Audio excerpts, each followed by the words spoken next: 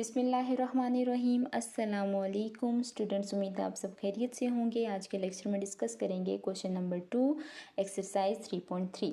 तो आइए सॉल्व करते हैं क्वेश्चन नंबर 2 को। यहाँ पर देखिए, determine the derivative in each case. Okay, part 1 में क्या बताया गया आपको, f of x equals to 2x-5 cube 5x-7। ठीक हो गया। यहाँ पर दोनों फंक्शंस आपस में मल्टीप्लाई हो रहे हैं, तो हम यहाँ पर प्रोडक्ट रूल यूज़ करेंगे डेरिवेटिव का। ठीक हो गया। अब यहाँ पर देखिए, सबसे पहले मैंने एफ ऑफ एक्स को वाई कंसिडर कर लिया और दोनों के दोनों फंक्शंस को एज इट इज़ लिख लिया। ठीक हो गया। अब दोनों जाने पर डेरिवेटिव आ चुका है। सही। आप जानते हैं कि प्रोडक्ट रूल क्या होता है, पहले फंक्शन को छोड़कर दूसरे पे डेरिवेटिव प्लस दूसरे फंक्शन को छोड़कर पहले पर डेरिवेटिव। समझ रहे हैं बात को। ओके, यहाँ पर देखिए ये वाली वैल्यू एज इट इज़ आ चुकी है। अब जब आप डेरिवेटिव लेंगे 5x पर तो आपका आंसर आ जाएगा 5 और डेरिवेटिव कांस्टेंट पर होता है 0। 5x-7 अपनी जगह पर जब आप यहाँ पर डेरिवेटिव लेंगे तो पावर रूल लगेगा, 3 शुरू में आ जाएगा। ठीक हो गया। 2x-5 n-1, n की पावर क्या है यहाँ पर 3, तो 3-1 आ चुका और फिर डेरिवेटिव आ जाएगा अंदर के फंक्शन पर। ठीक हो गया। यहाँ पर देखिए 2x-5 क्यूब अपनी जगह पर, यहाँ पर आ जाएगा 5 प्लस एज इट इज़। अब ये वाला 3 शुरू में लिख दीजिए, 5x-7 एंड 2x-5 और यहाँ से 3 में से 1 को माइनस कीजिए तो 2। डेरिवेटिव जब आप 2x पर लेंगे तो आंसर आएगा 2 और डेरिवेटिव कांस्टेंट पर 0 होता है, जिसकी वजह से यहाँ पर मेंशन नहीं किया गया।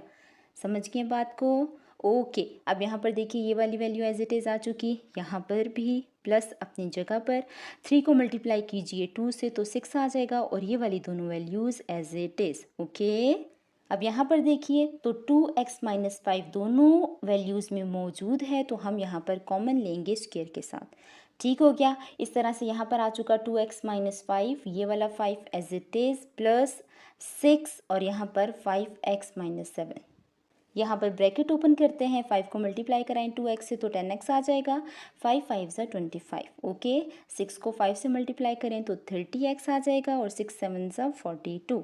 ठीक हो गया। अब यहाँ पर देखिए 30 और 10 को ऐड कीजिए तो 40x, 42 और 25 को सॉल्व कीजिए तो 67 आ जाएगा। इस तरह से हमारे पास डेरिवेटिव की वैल्यू आ चुकी है 2x-5 होल स्क्वायर 40x-67। यहाँ पर कंप्लीट होता है क्वेश्चन नंबर 2 पार्ट ए। मुझे उम्मीद है कि आपको अच्छे से समझ आ चुका होगा। बात करेंगे क्वेश्चन नंबर 2 पार्ट बी, जहाँ पर फंक्शन हमें गिवन है x+2 whole square divided by x-1। आप देख रहे हैं कि आपका फंक्शन डिवीजन की फॉर्म में है, तो यहाँ पर हम क्वोशिएंट रूल यूज़ करेंगे। ठीक हो गया।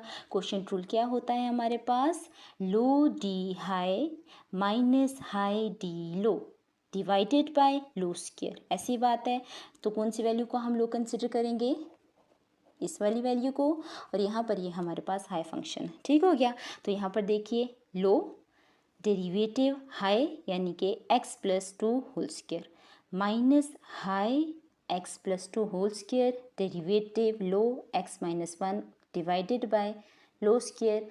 इसका मतलब ये हुआ कि x-1 होल स्क्वायर। समझ रहे हैं बात को। ओके, अब यहाँ पर देखिए तो x-1 एज इट इज़। ठीक, यहाँ पर पावर रूल लगाइए तो 2 शुरू में आ चुका, x+2 n-1, n यहाँ पर 2 है, 2-1 डेरिवेटिव लीजिए अंदर के फंक्शन का।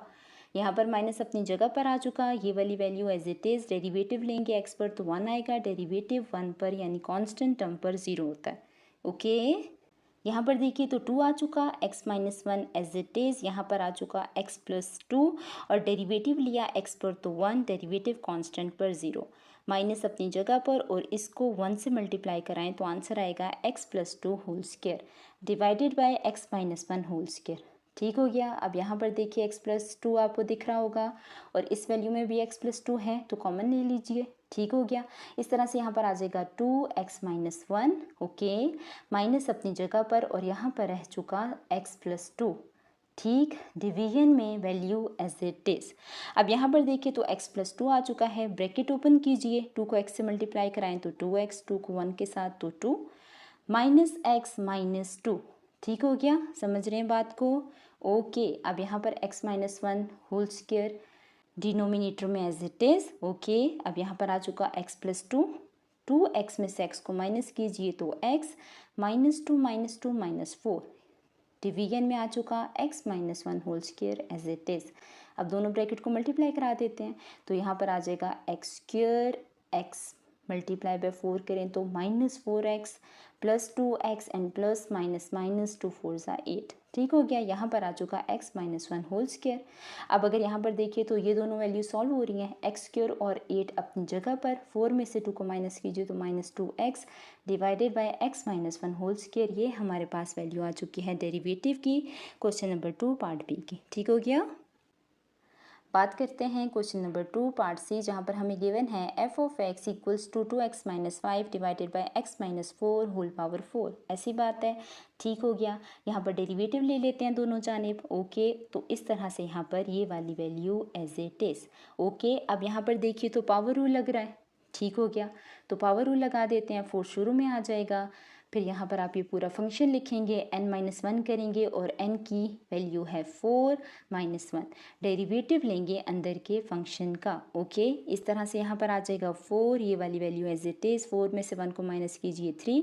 अब यहाँ पर डेरिवेटिव लगेगा क्वोशिएंट रूल के साथ। ठीक हो गया, तो क्वोशिएंट रूल क्या था हमारे पास, लो डी हाई, समझ रहे हैं बात, माइनस हाई डी लो।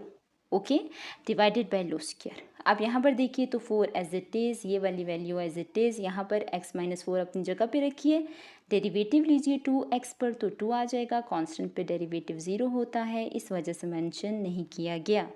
-2x माइनस 5 अपनी जगह पर और डेरिवेटिव लीजिए x पर तो 1, डेरिवेटिव कांस्टेंट पर होता है 0 और ये वाली वैल्यू एज इट इज़।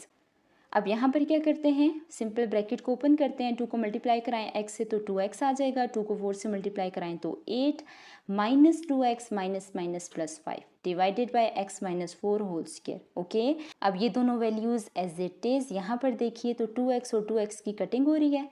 ठीक, तो कटिंग कर देते हैं इस तरह से। ओके, और यहाँ पर -8 प्लस 5 करेंगे तो -3 divided by x minus 4 whole square. Okay, अब यहाँ पर 4 को और 3 को मल्टीप्लाई कराएं तो 12 आ जाएगा।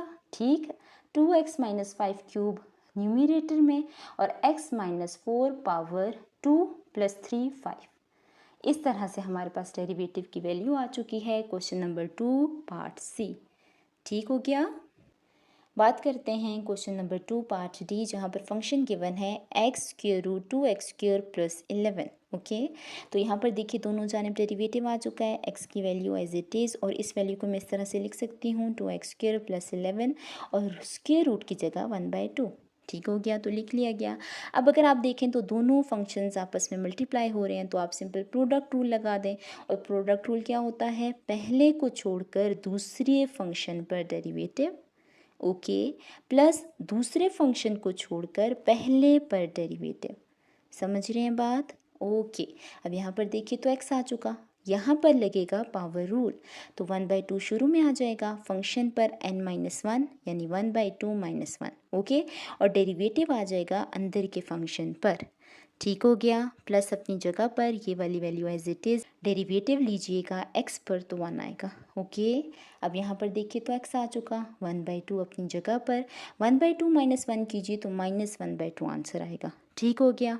अब जब डेरिवेटिव लेंगे 2x स्क्वायर पर तो ये वाला 2 कांस्टेंट शुरू में, ठीक हो गया, पावर शुरू में, और x 2 माइनस 1 करते तो 1 ही आता, इस वजह से मेंशन नहीं किया गया। ठीक हो गया, प्लस ये वाली value as it is. Okay, अब यहाँ पर देखिए तो 2 2 ज़ा 4 आ चुका, x को x से मल्टीप्लाई कराएं तो x स्क्वायर डिवाइडेड बाय 2 और ये वाली वैल्यू एज इट इज़, यहाँ पर प्लस और ये वाली वैल्यू अपनी जगह पर। ठीक हो गया, अब थोड़ा सा कटिंग कर लेते हैं।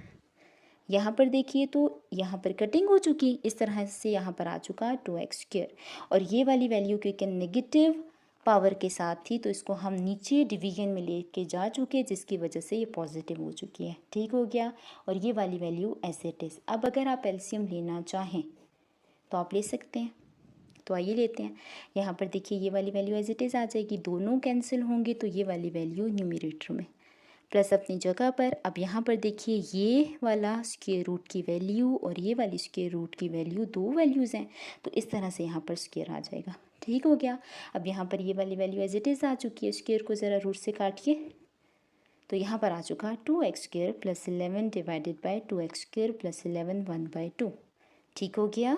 यहाँ पर 2x² + 2x² 4x² आ चुका और 11 ये वाली वैल्यू एज इट इज़।